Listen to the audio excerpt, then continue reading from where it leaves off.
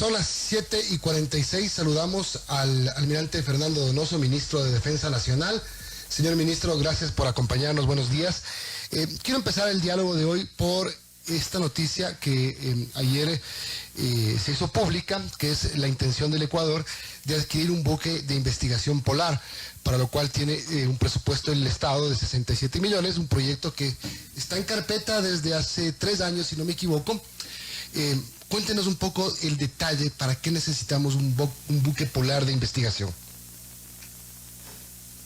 Muy buenos días, Milton. Buenos días, creo que es Verónica. Sí. Buenos días, ministro. Para mí un gusto estar aquí. Bueno, esto no es un proyecto que se ha iniciado en esta administración. Este es un proyecto que viene de varios años atrás. Primero tendría que informarles que no es un buque polar como se está diciendo. Lo que pasa es que es un buque que va a hacer los trabajos oceanográficos de nuestro mar y también tendrá la capacidad de conducir las operaciones en la Antártida de la misma forma como lo ha hecho el Valle Orión desde años atrás. Este buque lo que va a realizar es la continuación de los estudios para lograr la ampliación de la plataforma continental submarina. Así extenderíamos nuestras millas de plataforma continental, o sea, toda la superficie que está bajo el mar, lo cual nos da mayores posibilidades de obtener fuentes de producción, fuentes de riqueza. Eso es una visión futurista que se tiene precisamente al incrementar casi a 1.250.000 kilómetros cuadrados la extensión de nuestro mar y nuestra soberanía. Es interesante enterarnos de para qué sirve un buque de investigación, pero antes hablemos del procedimiento. El costo que dice el gobierno, el Estado, 67 millones de dólares. Tengo aquí, por ejemplo, una publicación de La Posta en la que habla de que Colombia está haciendo el mismo trámite para obtener un buque de investigación, pero es uno más grande y más barato, 45 millones de euros, 52.6 millones de dólares por un buque más grande. ¿Usted ha analizado ya en su totalidad el presupuesto, las condiciones, cuál es el buque, quién lo vende, cómo lo compran? Bueno, estamos en el proceso. A mí, desde los inicios de mi carrera, me enseñaron que cuando se hace comparaciones hay que comparar papas con papas y no peras con papas. Habría que ver las características del buque que está adquiriendo Colombia, qué equipamiento tiene, qué características tiene. No tengo la información de este buque colombiano, pero lo que nosotros tenemos es un presupuesto referencial que lógicamente tiene que concretarse cuando se termine el proceso de la licitación para determinar la empresa que será la que gane el contrato para la construcción del buque. Este buque comienza de cero, es construido especialmente para las características que exige el Ecuador. Puede ser que Colombia haya comprado ya un buque construido. No sé, tendría que averiguar, pero eso no es posible comparar así de una forma tan simple como se lo ha hecho. Lo que sí se puede preguntar es, ¿usted, el gobierno nacional, va a terminar este proceso? Le pregunto esto ahora mismo hay una ley económica que se ha enviado a la Asamblea que refleja la necesidad de dinero que tenemos los ecuatorianos. Ahora mismo el presidente de la República puso a la venta el avión presidencial. Es decir, ¿justifica en este momento comprar un barco de 65 millones de dólares? Claro que justifica, además que no va a ser una erogación de 67 millones en el presupuesto de este año. Por eso es que hemos hecho un presupuesto plurianual pensando en las capacidades y las posibilidades que tiene el Estado de apoyar la adquisición de este buque, que es muy necesario para todo lo que es investigación científica. El Ecuador no puede quedarse afuera de la comunidad científica internacional. La investigación que realizará ese buque permitirá al Ecuador cumplir con los compromisos que se tiene en los diferentes tratados internacionales y sobre todo con la CONVEMAR. todos los compromisos que se tienen, repito, con la seguridad de la navegación, los estudios hidrográficos, oceanográficos y geofísicos marinos, la gestión de geoinformación en el ambiente marino costero y sobre todo la proyección del Ecuador en la Antártica, que también nos interesa. Pero básicamente ahora el objetivo principal es la prolongación de la plataforma continental a 150 millas adicionales, que se lo hará únicamente cuando se presenten los estudios que con este buque lograremos realizar. Vuelvo a insistir, este es un proyecto no de la Armada, es un proyecto del Estado. Este proyecto ha venido revisándose en todos los estamentos, en la Secretaría de Planificación, en el Ministerio de Finanzas, en el Comité de Límites Exteriores de la Plataforma Submarina Ecuatoriana. Hay una cantidad de organismos que han participado y ahora estamos en el proceso de licitación para determinar el ganador del contrato de la construcción, y ese proceso lo está dirigiendo varias comisiones que han sido designadas para darle transparencia al proceso, para hacerle más claro y más transparente y sobre todo sujeto a la ley. Son las 7:52, estamos conversando con el ministro de Defensa, el almirante Fernando Donoso. Ministro, y sobre esta adquisición del buque, ¿en cuánto tiempo podría tomarse? Y también le pregunto si es que se toman en cuenta los costos, los gastos que habría que sumarle cuando se refiere a viáticos y mantenimiento. Todo eso estará considerado está considerado en el presupuesto que se ha hecho. Es un presupuesto referencial, como le indico. Es un presupuesto basado en varios estudios realizados con diferentes tipos de buques de varios astilleros. El Ecuador ha decidido el tipo de buque que quiere, el equipamiento que quiere, y ese es el presupuesto referencial. Nosotros calculamos y está considerado aproximadamente en 2 años que tendríamos el buque construido y comenzarían los estudios que acabo de indicar. Esperamos que hasta el año 2026 poder entregar todos los estudios y tener la certificación de que, al igual que Brasil y Argentina lograron extender su plataforma continental 150 millas más, el Ecuador tendrá esa posibilidad gracias a las cordilleras que rodean a las Islas Galápagos, tanto la Carnegie, la de Cocos y finalmente la de Colón, que es la más alejada de nuestro país. ¿Qué pasa con el buque Orión? El buque Orión va a seguir funcionando, el buque Orión sale de circulación, ¿qué pasa con él? El buque Orión ya tiene más de 40 años de servicio, ha prestado importantes, a realizar importantes operaciones a nivel nacional, internacional. Con el buque Orión hemos logrado la presencia del Ecuador en la Antártida, pero ya es un buque cuyas máquinas, cuyo equipamiento ya han caído en la obsolescencia, ya no hay ni siquiera repuestos. Entonces, poder maniobrar el buque Orión a las distancias que se tiene que navegar, por ejemplo, en la cordillera de Colón, en donde se tienen que hacer las observaciones, demanda muchísimo tiempo y no nos permitiría cumplir con las expectativas que tenemos, y muy pronto tendrá que salir de servicio ese buque. Almirante, cambiemos de tema, tenemos algunos temas que analizar. Hablemos de la seguridad. ¿Cuál es la evaluación que tienen estas semanas de trabajo de las Fuerzas Armadas en las calles? Lo que pasa en Guayaquil, la operación Espada 2, que permitió desplegar 1.200 militares, blindados, aeronaves, etcétera. Pese a todo esto, las noticias siguen siendo negativas, siguen siendo de violencia, de asesinato del estilo sicariato, sobre todo en Guayaquil, como que no se logra controlar, como que nada disuade a los delincuentes. Claro que sí, porque no se entiende bien lo que significa seguridad integral. La seguridad no es solamente proteger a la ciudadanía, la seguridad tiene que ver con defensa, la seguridad tiene que ver con seguridad interna, la protección de la ciudadanía. Entonces, las Fuerzas Armadas tienen el sector defensa. Por constitución y por la ley debemos controlar las fronteras, ¿no? Y por ahí nos pusieron un artículo en la ley de seguridad del Estado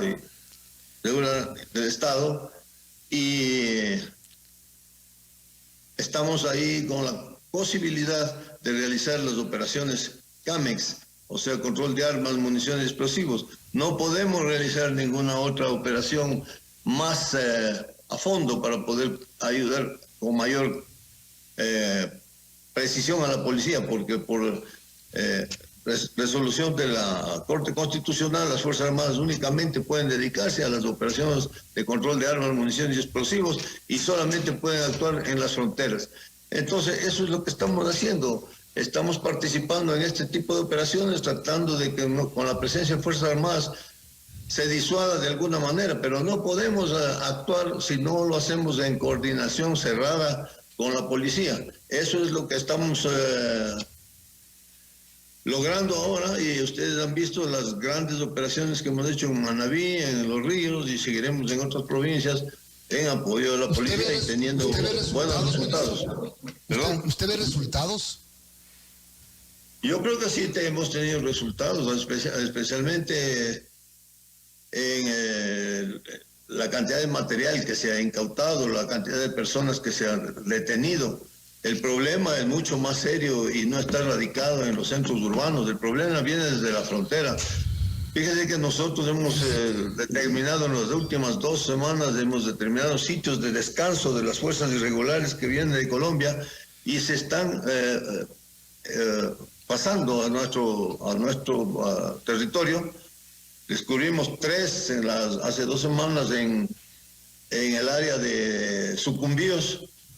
El fin de semana pasada fue en Esmeraldas, una gran base de descanso con armamento, munición, etcétera. Es el trabajo permanente que estamos realizando. ¿Se ha identificado de qué grupo subversivo pertenecen estas bases de descanso que se encontraron? ¿Es del grupo Oliver Sinisterra? ¿Es de otro grupo? En la frontera norte, especialmente en el área de Esmeraldas, que colinda con Nariño de Colombia, operan grupos irregulares, los Contadores y el grupo de Oliver Sinisterra. Pero ahora se ha añadido uno más, que es una columna de las disidencias de las FARC. Así que tenemos un poderoso enemigo al frente con varios elementos. Estos que fueron detenidos y que estaban operando desde el territorio ecuatoriano aparentemente son o del grupo Oliver Sinisterra o de la columna de disidentes de las FARC. Aquí, antes de pasar con Vero, sobre este tema también, se detectó en el sector El Placer, en el Guabo, en la provincia del Oro, las Fuerzas Armadas decomisaron 47 armas de varios calibres, 1.816 municiones, herramientas y maquinaria para fabricación artesanal de armas. Esto en la provincia del Oro. Claro que sí, ese es otro de los ejemplos que usted puede ver que Fuerzas Armadas están trabajando constantemente, tanto en la frontera norte como en la frontera sur. Estamos duplicando esfuerzos porque tenemos que controlar la minería ilegal, tenemos que controlar el paso de los grupos irregulares colombianos, y al sur igualmente. Tenemos que apoyar en el control de las cárceles, tenemos que apoyar en estas operaciones de control de armas, municiones y explosivos. Entonces estamos multiplicándonos para tratar de dar la tranquilidad y la seguridad que necesita la ciudadanía del país, porque debemos recordar que cualquier intento de progreso quedará trunco si no se tiene la seguridad. Y la seguridad, como le dije hace un momento, no solamente es el cuidado en la ciudad, la seguridad urbana, la seguridad interna, la seguridad viene desde afuera, esa es la defensa, que la ejecutan las Fuerzas Armadas en coordinación con el Ministerio de Relaciones Exteriores. 8 en punto, estamos conversando con el ministro de Defensa, Fernando Donoso. Ministro, y bueno, sin duda es un reto proteger la seguridad nacional, el ingreso de estos grupos narcodelictivos.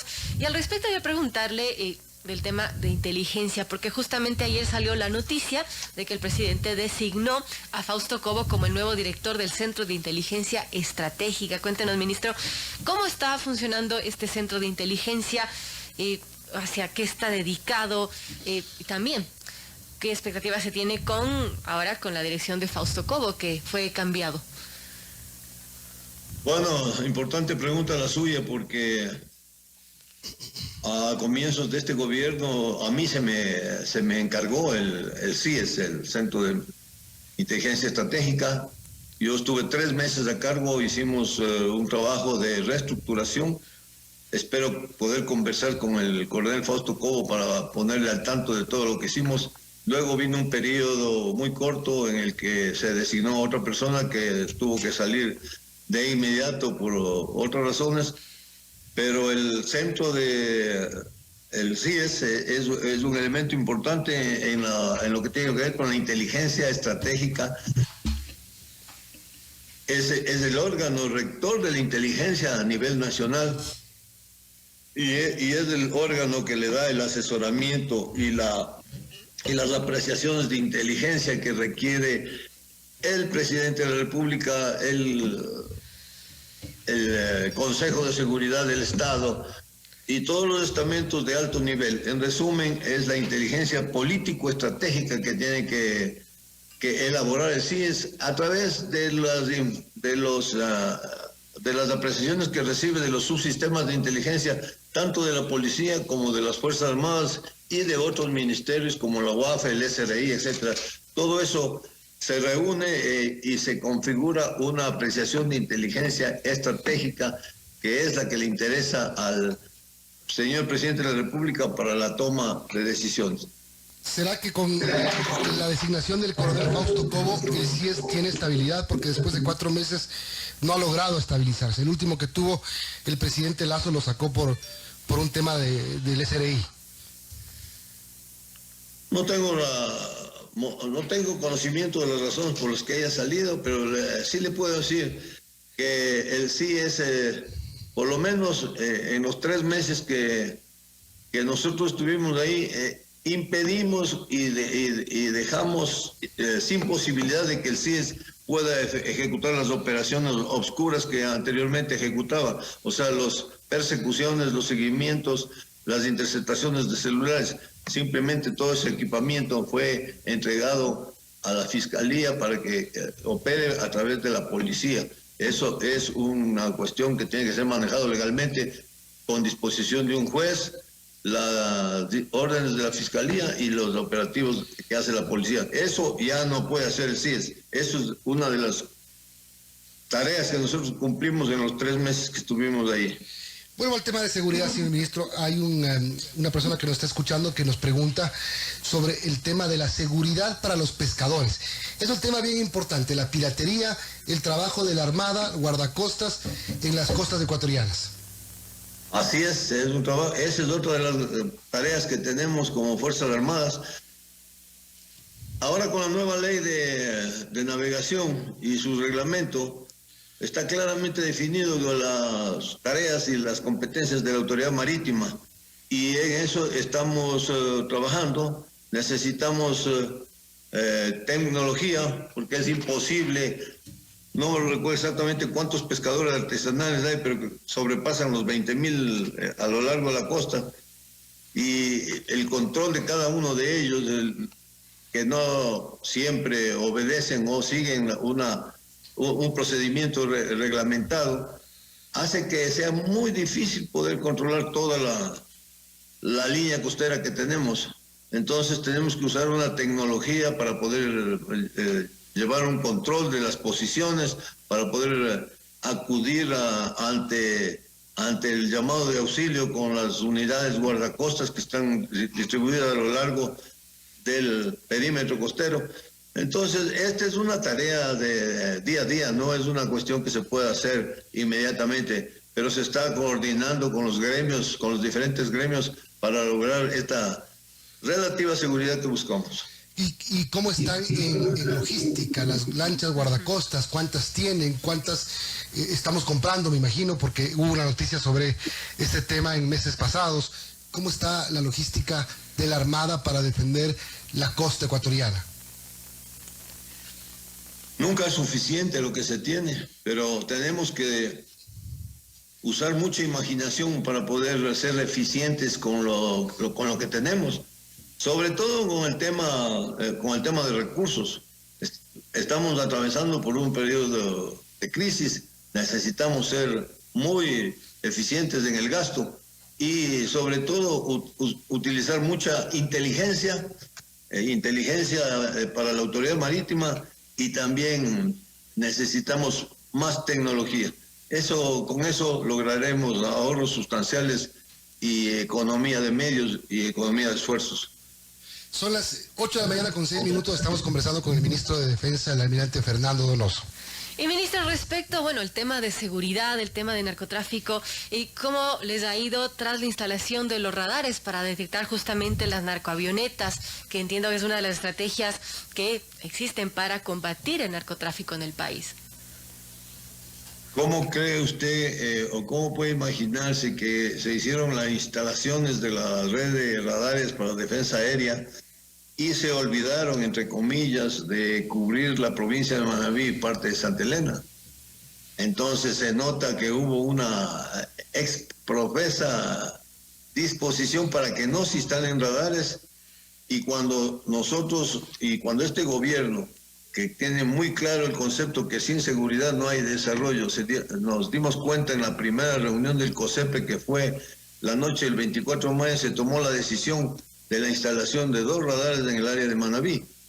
Tuvimos problemas que ustedes conocen a cabalidad, tuvimos problemas con supuestos grupos ambientalistas, pero todo eso ha sido solucionado. Estamos en pleno trabajos, ya se terminó la vía de acceso, está terminadas las plataformas donde se instalarán. Ahora solamente nos queda la provisión de la energía eléctrica que debe llegar al sitio, y también la posibilidad de trasladar el radar desde la base de la Fuerza Aérea en Manta hasta la cima del cerro. Eso tendremos que hacerlo con un helicóptero especial contratado para el efecto. ¿En cuánto tiempo eso va por buen camino, y eso tenemos que terminarlo antes de que termine este año? O sea, antes de diciembre está instalado el radar en Montecristi. Debe estar instalado ese radar. ¿Ese radar que se va a instalar es nuevo? ¿Es retirado de alguna otra zona del país? Es un radar que estaba siendo utilizado en otro sector con menos posibilidades de interceptación de aeronaves ilegales, y lo preferimos ubicarle en el Cerro Montecristi por su ubicación, por su altura, por la capacidad que tiene de poder observar casi 360 grados a su alrededor, y en el sitio donde estaba anteriormente se instalará otro radar de menores capacidades. Es decir, no hay el riesgo de cubrir una cosa y descubrir otra. No, todo va a seguir, lo que tratamos es que todo el perímetro del país esté cubierto con el sistema de radares. Bien, 8:09, ministro, ayer circuló la noticia de que el Servicio de Vigilancia Aduanera le estaba pidiendo al Ministerio de Defensa que sus agentes puedan portar armas. Sí, recibí esa comunicación, está en proceso. Yo creo que el Servicio de Vigilancia Aduanera debe portar armas porque está enfrentándose continuamente a mafias de contrabandistas, y que no tendrán ningún reparo en atentar contra la vida de los vigilantes aduaneros. Por consiguiente, no le veo la razón de, si antes tenían la posibilidad de usar armas para su defensa, ahora también tienen que hacerlo. Así que no creo que haya ningún inconveniente, salvo que esté expresamente prohibido por la ley, pero no creo. Entonces, eso se va a tramitar. Estamos en eso. Yo creo que en estos días ya estaremos contestando. ¿Cuántos agentes solicitaron? ¿Para cuántos agentes? ¿Tiene el numérico? Tengo entendido que los agentes de la Policía Aduanera son alrededor de 700 a nivel nacional. Podrán usar armas de corto alcance, pistolas, revólveres. Ministro, terminamos solamente con un tema más. Ley del ISFA. La garantía que pueden tener los militares que hacen uso del seguro social de las Fuerzas Armadas.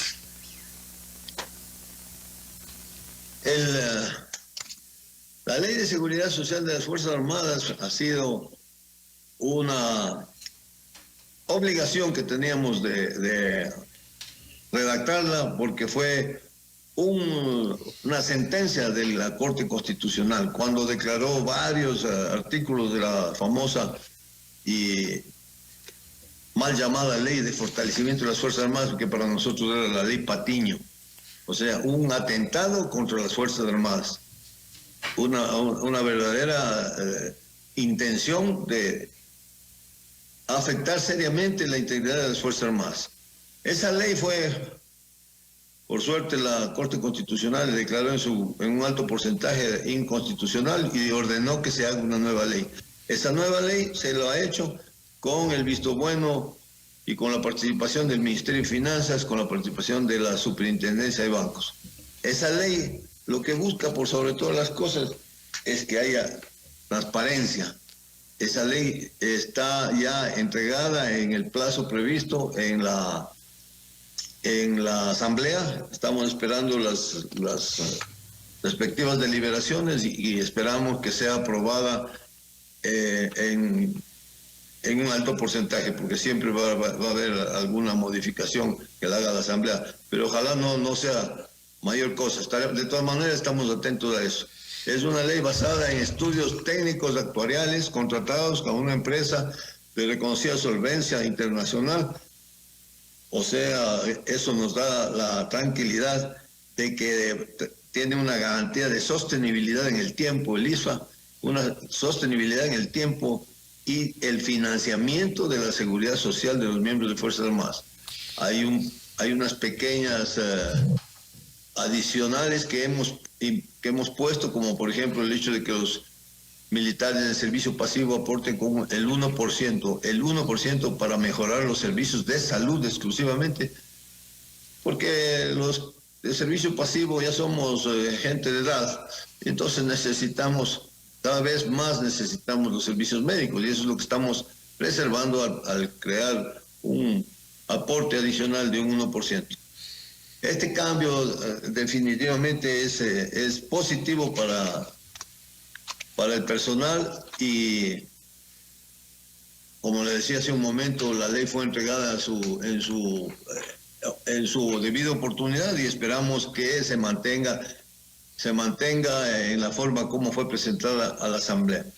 Nosotros lo que hemos hecho es estar pendientes de la participación de la gran mayoría del personal en servicio pasivo que dieron sus aportes, reuniones en Quito, en Guayaquil, o sea, una transparencia total que ha sido reconocida por todos los miembros de Fuerzas Armadas en servicio pasivo, y es finalmente que con esa ley y las acciones que nosotros estamos realizando, estamos dando seguridad al país, seguridad a la ciudadanía, intentando de que las cosas marchen en mejor forma para colaborar con el desarrollo del país y crear las oportunidades que está pidiendo el actual gobierno del señor Guillermo Lasso. Bien, ministro, le agradecemos mucho por habernos acompañado hoy. Hemos abordado varios temas y nos quedó uno que es minería ilegal, pero bueno, no es menor, es importante, pero lo trataremos en otra ocasión. Le agradezco mucho. Muchas gracias. La minería ilegal debería ser tema de un capítulo aparte, porque es uno de los peores, las peores amenazas que tenemos actualmente, mucho o más que el propio narcotráfico. Es una situación que involucra inclusive la situación fronteriza entre los países. Así que eso podríamos hablar, si tienen la amabilidad de invitarme en otra ocasión, con todo gusto. Hoy día me he sentido a gusto conversando con ustedes y muy buenos días tengan ustedes. Muchas gracias, ministro. Le vamos a invitar sin duda. Gracias. Buen día. Gracias al almirante Fernando Donoso, ministro de Defensa, por estar con nosotros, amigos. 8:15. Vamos a una breve pausa y de regreso vamos